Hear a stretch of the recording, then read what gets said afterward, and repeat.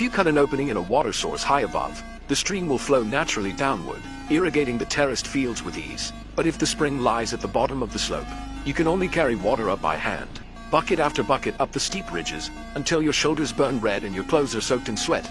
Yet only a fraction of the fields ever get watered, so how could water ever rise on its own? First you imagine laying a long wooden trough along the terrace edge, tying a rope to a bucket and hauling it up. That spares you some climbing, but one bucket at a time is far too little. Then you string several buckets like beads on a necklace, so each pull of the rope brings up many times more water. The problem is, once filled, the buckets grow too heavy, and soon your arms ache and can pull no more.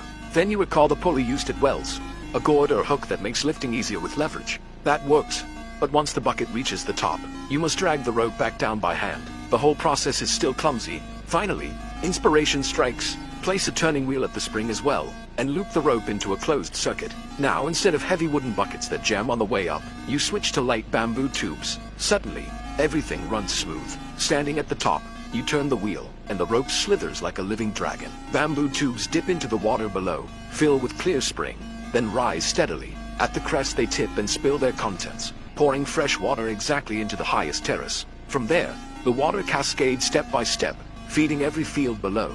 Congratulations! You have just rediscovered the ancient bamboo water wheel, a device that harnesses rope and rotation to draw rivers uphill. With it, mountain springs knock at the gates of distant gardens, and sheer cliffs transform into fertile stairways of green.